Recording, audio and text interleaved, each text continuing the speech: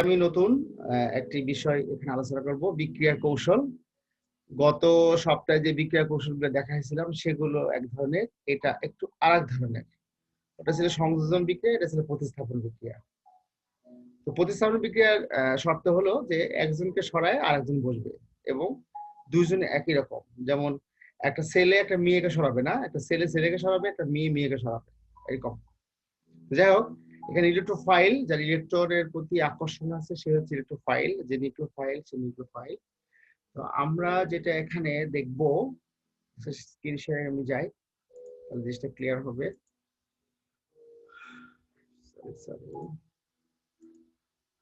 ওকে,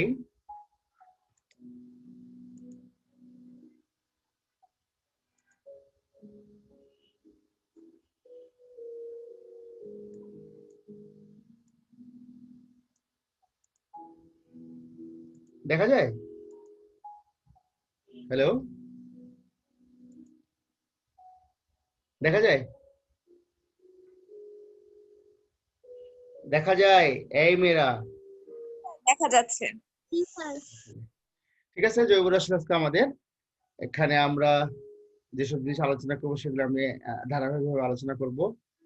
যেমন এখানে প্রথমে দেখানো হচ্ছে যে এখন আমরা শিখবো কি আসলে। অধ্যায় দ্বিতীয় পত্র জৈব রসায়ন, এখানে শিখবো হচ্ছে ইলেকট্রোফিলিক প্রতিস্থাপন বিক্রিয়ার কৌশল। কৌশল একটা আছে, সব জিনিসের একটা কৌশল থাকে, সে কৌশল অবলম্বন করে একটা বিক্রিয়া হয়। ধরো আমরা ক্রিকেট খেলা দেখছি, ক্রিকেট খেলাতে থার্ড এম্পায়ার আছে, থার্ড এম্পায়ারে কি করা হয়, ক্যামেরার সাথে একটা সম্পর্ক আছে, যে ক্যামেরা দিয়ে দেখা যায় যে বলটা আগে ট্যাম্পে ধাক্কা খেলো না উনি আগেই ওখানে চলে গেল, এরকম ধরনের। যে এই ধরনের যে সিস্টেম, এইটা হচ্ছে মেইনলি তোমার হলো ইলেকট্রোফিলিক বিক্রিয়া কৌশল। কৌশলগুলো এমন ভাবে স্লো করা হয় যাতে এইভাবে ধরবে, কিন্তু ঘটনা ঘটে কিন্তু ন্যানো সেকেন্ড, মানে 1 সেকেন্ডকে যদি তুমি 1000 ভাগে ভাগ করো এই সময় হয়। তাহলে এই জিনিসগুলো আমরা এখন স্লোলি দেখাবো, যাতে এটা এইভাবে অ্যাটাক হয়, এটা এইভাবে অ্যাটাক হয়, এইভাবে দেখাবো আর কি। সেটা দেখানো খুবই জটিল এবং অনেক সময় বুঝতে তোমাদের অনেক সময় কষ্ট হবে। তারপরে যদি কোনো প্রশ্ন হয় আমাকে সঙ্গে সঙ্গে করবা এবং আমি সেখান থেকে উত্তর দেবো। তো প্রতিস্থাপন বিক্রিয়া বলা হচ্ছে যে যেসব বিক্রিয়া কোনো জৈব যৌগের কার্বন পরমাণুর সাথে সিগমা বন্ধনের মাধ্যমে যুক্ত কোনো পরমাণু, দ্যাট ইজ কার্বনের সাথে সিগমা বন্ধনে যুক্ত আছে এমন ধরনের কেউ যদি থাকে, সেই সেই পরমাণু ওইরকম আরেকটি পরমাণু বা মূলক দিয়ে প্রতিস্থাপন হলে যে ঘটনাটি ঘটবে সেইটা হচ্ছে এখানকার প্রতিস্থাপন বিক্রিয়া। আমরা যদি প্রতিস্থাপন বিক্রিয়ার দিকে তাকাই, যদি একটা বিক্রিয়া যদি আমরা একটা আলোচনা করি তাহলে তোমাদের খুব সুবিধা হবে। সিগমা বন্ধন যুক্ত যৌগ যেমন সম্পৃক্ত হাইড্রোকার্বন, অ্যালকোহল, হ্যালাইড প্রভৃতি এই ধরনের বিক্রিয়া প্রদান করে থাকে। এটার সংজ্ঞা গেল, উদাহরণ দিলাম। আক্রমণকারী বিকারকের আক্রমণের উপর ভিত্তি করে প্রতিস্থাপন বিক্রিয়া আবার দুই ধরনের, একটা হচ্ছে ইলেকট্রোফিলিক, একটা নিউক্লিওফিলিক। বললাম যে ইলেকট্রোফিলিক নিউক্লিওফিলিক বিক্রিয়া হচ্ছে ইলেকট্রোফাইল ইলেকট্রোফাইলকে, নিউক্লিওফাইল নিউক্লিওফাইলকে। একটা ছেলে ছেলেকে সরাবে আর একটা মেয়ে মেয়েকে সরাবে, ছেলে মেয়েকে সরাবে, মেয়ে ছেলেকে সরাবে না, এই ধরনের এরকম ধরনের বিক্রিয়াটার প্যাটার্ন মনে করা হচ্ছে। তো যাই হোক, যে পরিস্থিতি বিক্রিয়ায় কার্বন পরমাণুর সাথে যুক্ত কোনো ইলেকট্রোফাইল অপর কোনো একটা ইলেকট্রোফাইল দ্বারা প্রতিস্থাপিত হয়ে ইলেকট্রোফিলিক বিক্রিয়া বা প্রতিস্থাপন বিক্রিয়া সম্পন্ন করে বা বিক্রিয়া বলে। আমরা সংখ্যাটা দেখলাম। অ্যারোমেটিক যৌগগুলো ইলেকট্রোফিলিক প্রতিস্থাপন বিক্রিয়া দেয়, যেমন নাইট্রেশন, ফিডলিক অ্যালকাইলেশন, অ্যাসাইলেশন, সালফোনেশন, হ্যালোজিনেশন। এইগুলো হচ্ছে ইলেকট্রোফিলিক বিক্রিয়া উদাহরণ। এর মধ্যে যদি আমরা একটা বা দুটো পড়ি তাহলে ওই একই প্যাটার্নের বিক্রিয়াগুলো হবে, সেটা এখানে আমাদের পক্ষে দেখানো সম্ভব।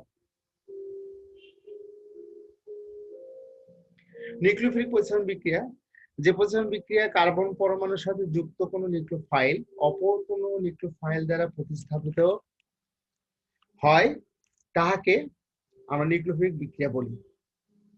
ঠিক আছে, এখন আমরা যদি সরাসরি কোনো উদাহরণে যাই, দেখি আমরা উদাহরণ। আবার নিউক্লিওফিলিক বিক্রিয়া আবার উদাহরণ দিতে দুই এক আণবিক নিউক্লিওফিলিক প্রতিস্থাপন বিক্রিয়া, আবার দ্বি আণবিক। এক আণবিক কাকে বলবো? নিউক্লিওফিলিক বিক্রিয়া প্রতিস্থাপন বিক্রিয়া, যে নিউক্লিওফিলিক প্রতিস্থাপন বিক্রিয়া হার একটি মাত্র বিকারের উপর নির্ভর করে। বিক্রিয়া তো বিক্রিয়ক থাকে একটা দুইটা, একটা ভেঙে যায় অথবা একটা গড়ে। আমার কথা হচ্ছে এই বিক্রিয়াতে একটার উপর ঘনমাত্রার উপর নির্ভর করে, সেটাকে বলা হয় SN1। ঠিক একই কথা দ্বিআণবিক ক্ষেত্রে আমরা যদি বলি, শুধুমাত্র এখানে বলবে দুটি।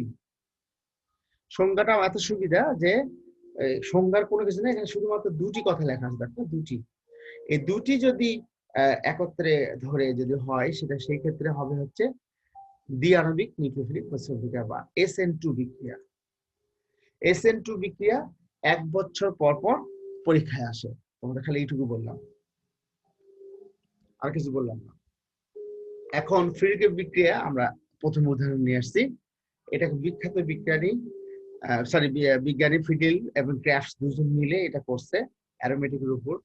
দুটো বিক্রিয়া করছে, অ্যালকাইলেশন এবং অ্যাসাইলেশন।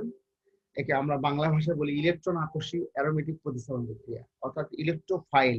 ইলেকট্রো মানে ইলেকট্রনের প্রতি, আর ফাইল অর্থ হচ্ছে আকর্ষী, তাহলে ইলেকট্রোফাইল অ্যারোমেটিক সাবস্টিটিউশন রিঅ্যাকশন। এটা বাংলা বা ইংলিশ যেভাবে বোঝাতে পারো না, একই কথা। নাম ফ্রিডেল ক্রাফট, আর কিছু না।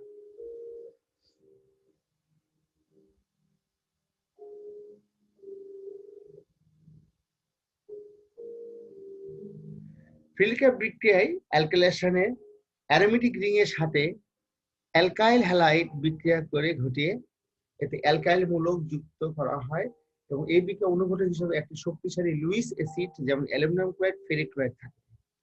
তাহলে ফ্রিডেল ক্রাফট বিক্রিয়ায় অ্যারোমেটিক যে একটা বলয় থাকবে, রিং, একটা গোল রিং, এর সাথে অ্যালকাইল হ্যালাইডের বিক্রিয়া ঘটিয়ে এতে অ্যালকাইল মূলক যুক্ত করা হয়। তার মানে অ্যালকাইল মূলক যুক্ত করাবো বেনজিন অ্যারোমেটিক রিং এর সাথে, এটা হলো মূল উদ্দেশ্য। এবং সেখান থেকে একটা হাইড্রোজেন থাকবে, সেই হাইড্রোজেনকে সরাবো। এবং অনুঘটক হিসাবে লুইস অ্যাসিড যেমন অ্যালুমিনিয়াম ক্লোরাইড, ফেরিক ক্লোরাইড হচ্ছে লুইস অ্যাসিড, এদের ব্যবহার দেখাবো। এরা না থাকলে এই বিক্রিয়াটা হবে না। এটা হচ্ছে ইলেকট্রোফিলিক সাবস্টিটিউশন রিঅ্যাকশন অ্যারোমেটিক, এবং সেই বিক্রিয়ার নাম হচ্ছে ফ্রিডেল ক্রাফট। এক ধাপ, প্রথম ধাপে যে হয়, যে প্রথম ধাপে ইলেকট্রোফাইল উৎপন্ন হয়। জাস্ট প্রথম আগে ইলেকট্রোফাইল হতে হবে, কারণ যে বেনজিন বলয়কে যে অ্যাটাক করবে, হ্যাঁ, তোমার বন্দুক আছে গুলি নাই, তাহলে তো হবে না। তাহলে এখানে টার্গেট হচ্ছে বেনজিন বলয়, অ্যাটাক করবে হচ্ছে ইলেকট্রোফাইল, সেটা হচ্ছে গুলি। সেই গুলিটা বেনজিন বলের সাথে যুক্ত হবে। যুক্ত হওয়ার আগে তাকে তো উৎপন্ন হতে হবে, অর্থাৎ গুলিটা তো প্রিপেয়ার করতে হবে, গুলিটা বন্দুক করে ঢুকাতে হবে, তুমি যেভাবে বোঝো। প্রথম ধাপে ইলেকট্রোফাইল উৎপন্ন হয়। দ্বিতীয় ধাপে কি হয়, ইলেকট্রোফাইল বেনজিন বলয়কে আক্রমণ করে। আগে হলো, তারপর আক্রমণ করলো, খুবই স্লোলি, কিন্তু ঘটনা ঘটে কয়েক সেকেন্ডের মধ্যে, আগেও বলছি। তৃতীয় ধাপে বেনজিন বলয় হতে হাইড্রোজেন পরমাণু অপসারিত হয়ে ফিল্ড ক্রাফট বিক্রিয়া শুরু করে।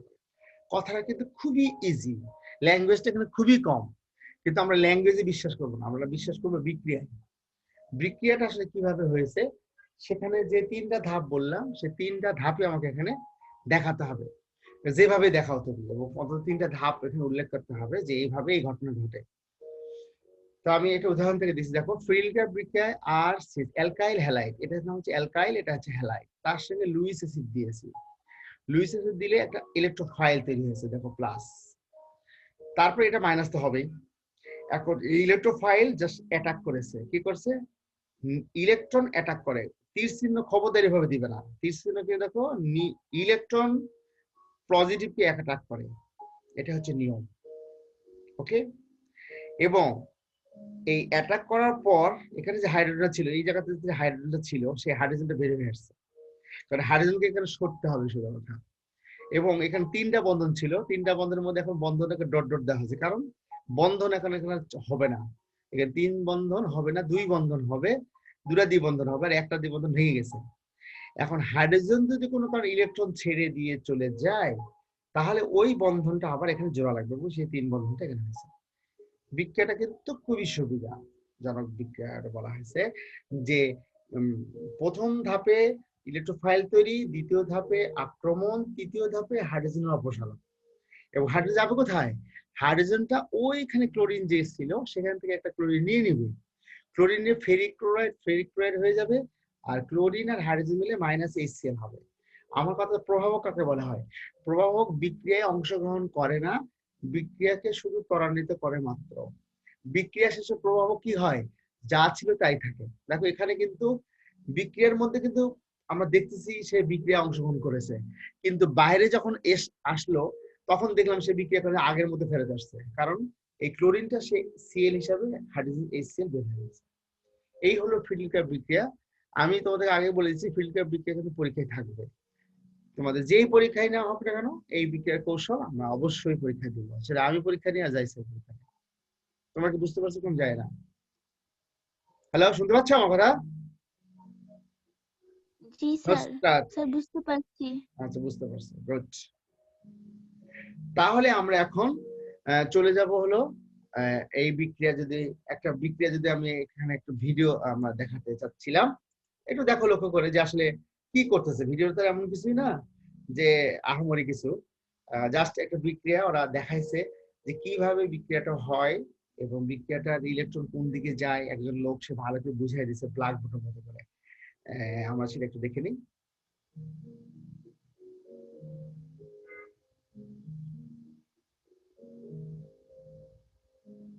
দেখো এইটা হচ্ছে, যদি আমি এভাবে চিন্তা করি যে এটা হচ্ছে একটা বেনজিন বলয়, এখানে হাইড্রোজেনটাকে আগে থেকে বের করেছি, এই হাইড্রোজেনটা রিপ্লেস হবে, এখানে RCl, এখানে অ্যালুমিনিয়াম ক্লোরাইড দিলাম, এখানে R যুক্ত হবে, অ্যালকাইল হ্যালাইড প্রভাবক হিসেবে কাজ করে।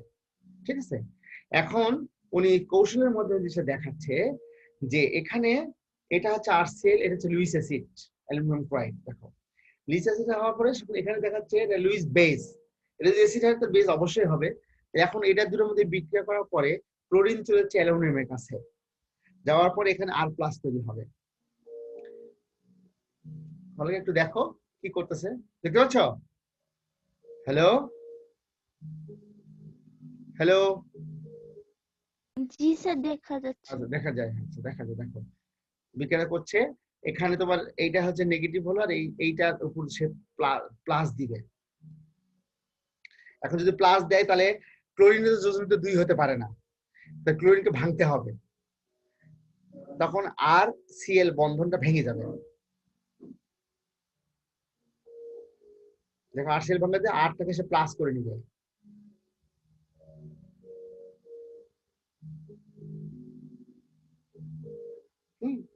আর কি প্লাস, আরটা কি এখানে?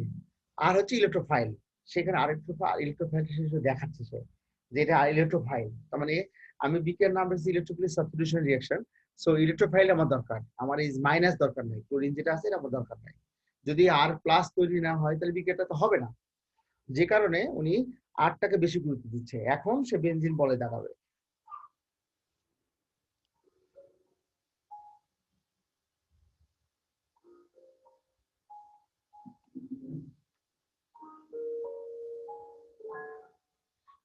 দেখো এখন সে বেনজিন বলে দেখাবে, এটাতে বেনজিন বলয়, 3টা দ্বিবন্ধন থাকবে, যেখানে একটা হাইড্রোজেন সে দেখাইছে, তার সঙ্গে সে এখন R+ দেখাবে। R+টাকে অ্যাটাক করবে কে? বলয় অ্যাটাক করবে। দেখো বলয় সে কিন্তু এখানে অ্যাটাক করছে, দেখো কিভাবে সে তীর চিহ্ন দিচ্ছে। এই দেখো এখান থেকে বলতেছে বেনজিন বলয় থেকে অ্যাটাক করবে। আর কখনো বেনজিন বলয় যাবে না, বেনজিন বলয় আসবে R এর কাছে। দেখো বন্ধন দুটা থাকলো, একটা বন্ধন থাকলো না, যেখানে ওখানে হাইড্রোজেন থাকবে, আর এর সঙ্গে উনি একটা R যুক্ত করে দিবে, বা Rটাকে সে নিচে নামায় দিবে, যে Rটা বেনজিন বলে প্রবেশ করবে। এই দেখো আর সে নিয়ে নিল। এখন এই দ্বিবন্ধন, বেনজিন তার দ্বিবন্ধন হারাই ফেলছে, সরি 3 বন্ধন হারাই ফেলছে। 3 বন্ধন এখানে থাকার কথা ছিল, এখানে 2টা বন্ধন আসছে। এখন হাইড্রোজেন যদি এখান থেকে সরে চলে যায়, তাহলে হাইড্রোজেনটা কি করবে, এখান থেকে যে ক্লোরিন আছে যেটা বললাম, এখান থেকে একটা ক্লোরিনকে সে নিবে, নিয়ে HCl হয়ে মাইনাস হয়ে যাবে।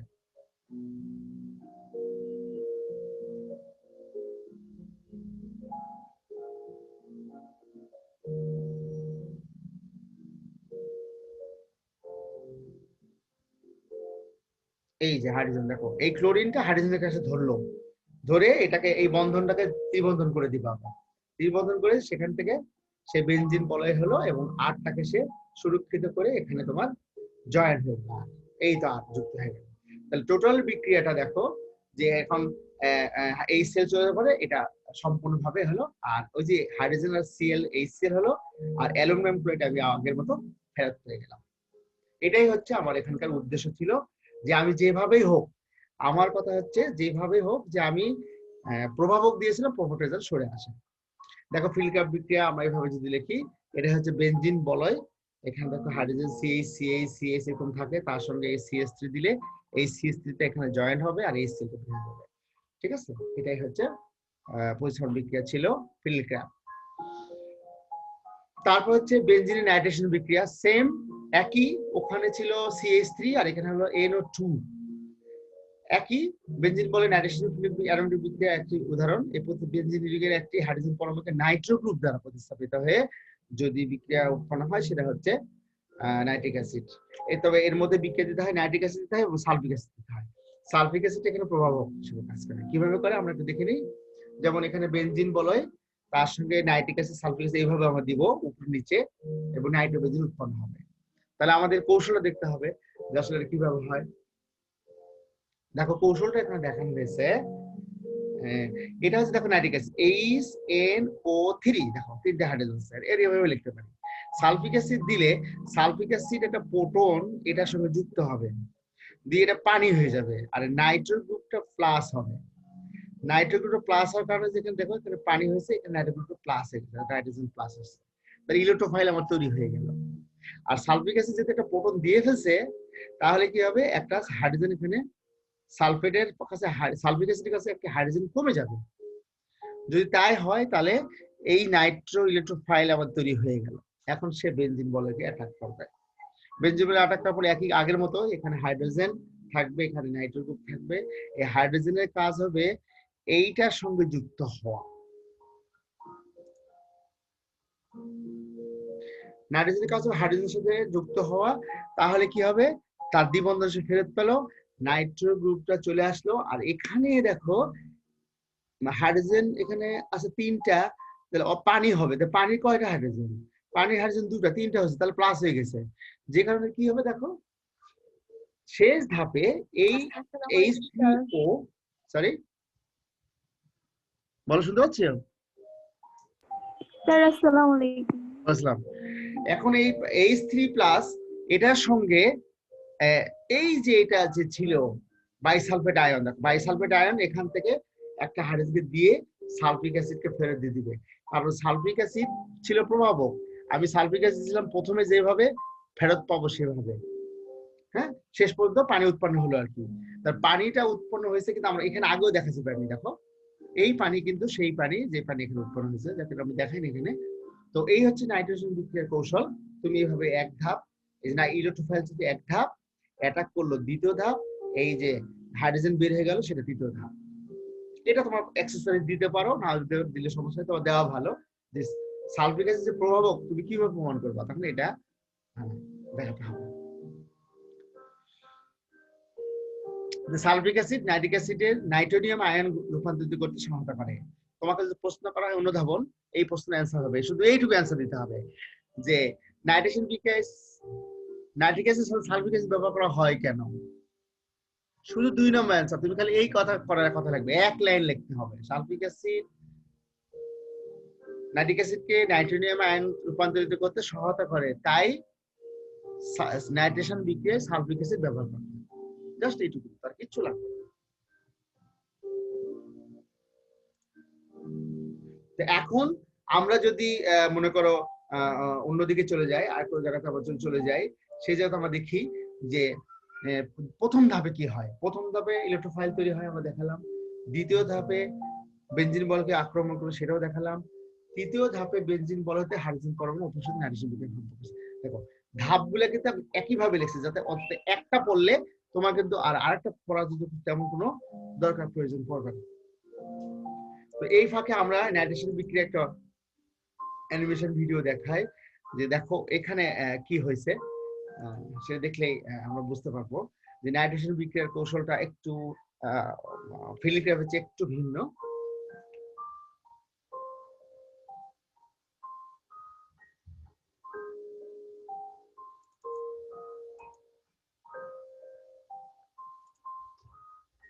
দেখো এখানে দেখানো হচ্ছে নাইট্রিক অ্যাসিডের সাথে একই কথা, নাইট্রিক সালফিক অ্যাসিড দিয়েছে ওই আগের মতো, সেখানে লেখা আছে দেখো এটা হচ্ছে নাইট্রিক অ্যাসিড, এটা হচ্ছে সালফিক অ্যাসিড। হ্যাঁ, সালফিক অ্যাসিডের পরে এখন মজার ব্যাপার হলো যে নাইট্রোনিয়াম আয়ন তৈরি করতে হলে প্রথমে যেটা হবে যে সালফিক অ্যাসিড থেকে একটা হাইড্রোজেন পরমাণু চলে যেতে হবে, কোথায় যেতে হবে? নাইট্রোনিয়াম আয়নের কাছে, সরি নাইট্রিক অ্যাসিডের কাছে, যে নাইট্রোনিয়াম আয়ন গঠন করতে হবে। ভালো করে একটু দেখো, দেখো এখানে নাইট্রোনিয়াম আয়ন তৈরি হয়েছে এবং পানির সাথে যুক্ত হয়ে এখন এটাকে দুটা প্লাস মাইনাস থাকতে পারে না, এই বন্ধন সে ভেঙে দিবে, ভেঙে দিয়ে পানিটা কালো করে দিবে আর এটা নাইট্রোনিয়াম আয়ন হয়ে যাবে। এবং নাইট্রোনিয়াম আয়ন যখন হবে সেটা আবার কিন্তু এই যে দেখো পানি হয়ে গেল আর এই নাইট্রোনিয়াম আয়নটা আলাদা করবে। এটা প্রথম ধাপ।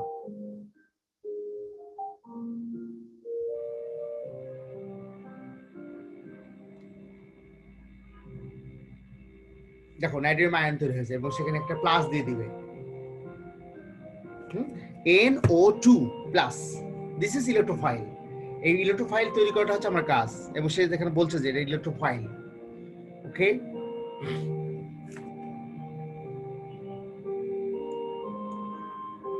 এখন বেনজিন বলয়ে নাইট্রোনিয়াম আয়নটা জয়েন করবে, আগের মতোই বেনজিন বলে অ্যাটাক করবে, করলে এই দেখো এখানে যদি আমরা একটু ভালো করে দেখি যে এখানে নাইট্রোনিয়াম আয়ন জয়েন করার পরে এখানে খুব দ্রুত বিক্রিয়া হয়েছে যে এখানে প্লাস তো আছেই, এখানে নেগেটিভ আছে আর হাইড্রোজেন আয়ন আছে, এখানে দেখো দুটা বন্ধন আছে। এখন দুটা বন্ধন তো বেনজিন বলে থাকতে পারে, বেনজিন বলে থাকতে হবে তিনটা বন্ধন, তাহলে হাইড্রোজেন চলে যেতে হবে আর N2 আর এটা প্লাস আর মাইনাস, তাহলে এখানে একটা ডাবল বন্ড করে ফেলবে। নাইট্রোজেন কত 5, তাহলে এখানে 2, এখানে 2 4, এখানে 5, দেখছো? অর্থাৎ নাইট্রোজেন এখানে 500 করাবে। এটা এখানে দেখানো হচ্ছে, আমরা দেখিনি শেষ পর্যন্ত কি হয়।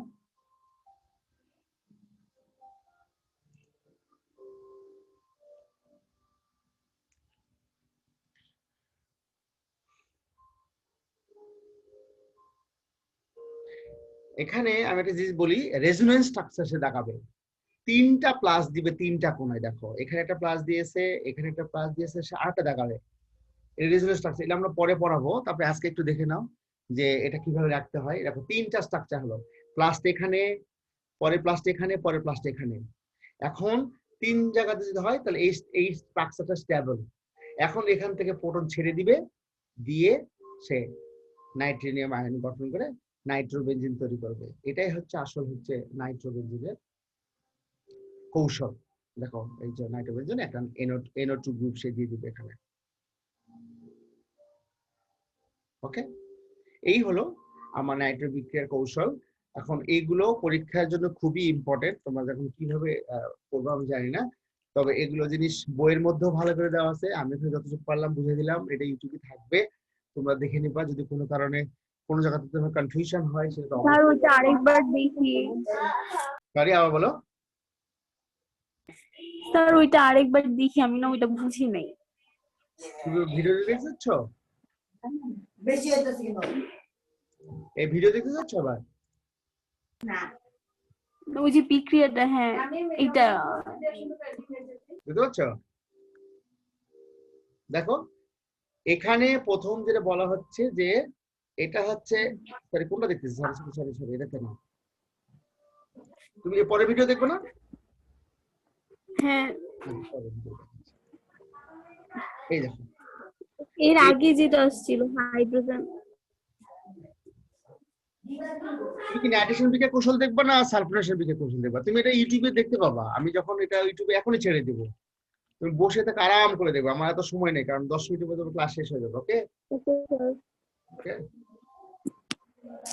তো যাই হোক আমরা পরবর্তীতে এই কৌশলগুলো আরো পড়বো, রেজোনেন্স স্ট্রাকচার কেমন হয় সেটা দেখাবো। আচ্ছা দেখো তোমাদের কিন্তু আমি এটা প্রেজেন্ট দেখাচ্ছি, দেখো এখানে কয়জন মেয়ে তোমার ছিল, দেখো প্রথম ক্লাসটা ছিল এটা ইউটিউবে ক্লাস, এখানে যে কয়জন মেয়ে ছিল 36 ছিল, শারমিন আক্তার আজকে নাই, শামি আক্তার 22 হলো মানে 9001 নাই, না নুসরাত জাহান আছে 56 আছে, 24 নাই, তারপর হচ্ছে মেহরুন্নেসা আজকে নাই।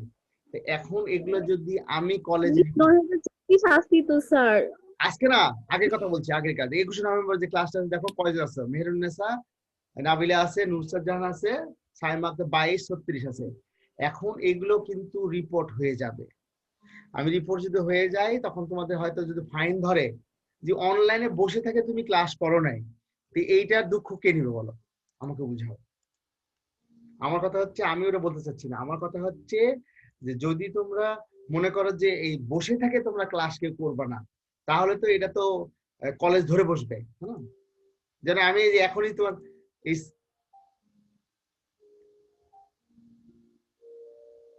এই যে স্ক্রিনশট এখন নিয়ে তোমার কে কে থাকলে আমি অলরেডি অলরেডি আমার হয়ে গেছে, এবং স্ক্রিনশটে আমি পরবর্তী ক্লাসে আমি এটা ধরে রেখে দিই। তাহলে এটা তো তোমার করলে তো হবে না। তারপরেও ধন্যবাদ সবাইকে যারা আসছো। আর আমার সকালে আজকে মিটিং ছিল, যে কারণে আমি ক্লাসে নিতে পারি নাই। সো এইভাবে যদি কখনো সমস্যা হয় তখন অবশ্যই আমাকে হেল্প করবা। আমি সবসময় অনলাইন থাকি, প্রস্তুত থাকি, যে কোনো সময় আমি তোমাদের ক্লাস নিতে পারবো। আর আমি চাই যখন রিল্যাক্স মোডেই তোমরা থাকো। ধন্যবাদ সবাইকে, ভালো থাকো। স্যার আসসালামু আলাইকুম।